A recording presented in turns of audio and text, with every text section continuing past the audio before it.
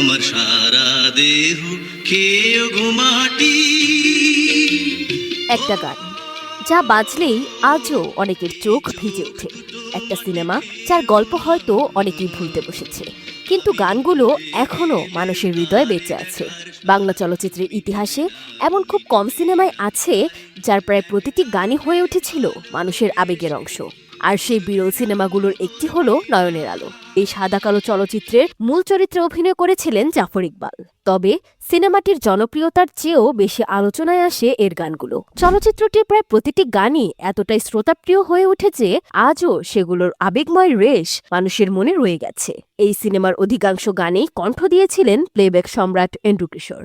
আমার সারা দেহ খেও গো মাটি, আমার বুকের মধ্যেখানে, এই আছি এই নেই, আমার বাবার মুখে প্রথম যেদিন শুনেছিলাম গান, এই গানগুলো সেই সময় ব্যাপক জনপ্রিয়তা অর্জন করে।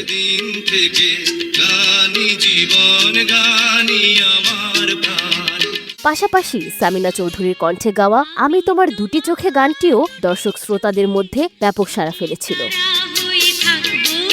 চলচ্চিত্রটিতে আরও অভিনয় করেছিলেন কাজরি, সুবর্ণা মোস্তফা, প্রবীর মিত্র সহ আরও অনেকে। বাংলাদেশে সিনেমাটির অসাধারণ জনপ্রিয়তার পর কলকাতায় এর একটি রিমেক নির্মিত হয়।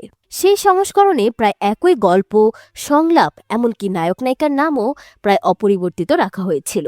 তোমার আমার মাঝে গানই দেয়াল হয়ে দাঁড়িয়েছে, এই দেয়াল আমি ভাঙতে পারবো না। আলো, জীবন থাকবে গান থাকবে না, এমন হতে পারে না। তোমার আমার ভালোবাসার মাঝে গান বাঁধা হয়ে দাঁড়িয়েছে। আলো, গান আমি ছাড়তে পারবো না। জীবন থাকবে গান থাকবে না, এ হতে পারে না। কিছু ক্ষেত্রে মূল গানের সুর রেখে শুধু কথায় পরিবর্তন আনা হয়।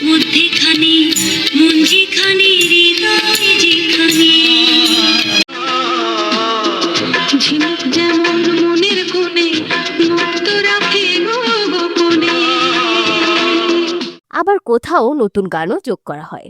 সেই সংস্করণে গানগুলোতে কণ্ঠ দেন কুমার শানু, ইন্দ্রনীল সেন সহ তৎকালীন জনপ্রিয় শিল্পীরা। আর চলচ্চিত্রটিতে অভিনয় করেছিলেন প্রসেনজিৎ চ্যাটার্জি, তাপস পাল, ইন্দ্রাণী হালদার সহ আরও অনেকে।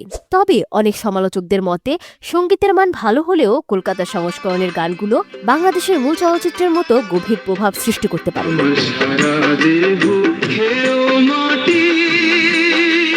গল্পের কাঠামো প্রায় একই থাকলেও আবেগ ও সঙ্গীতের শক্তির দিক থেকে বাংলাদেশের নয়নের আলো অনেক বেশি শক্তিশালী হয়ে উঠেছিল। সব মিলিয়ে বলা যায় নয়নের আলো সিনেমাটি আজও তার গানগুলোর শক্তিতেই বেঁচে আছে, দর্শক ও সঙ্গীতপ্রেমীদের হৃদয়ে গভীর আবেগ এবং নস্টালজিয়ার এক অনন্য প্রতীক হয়ে।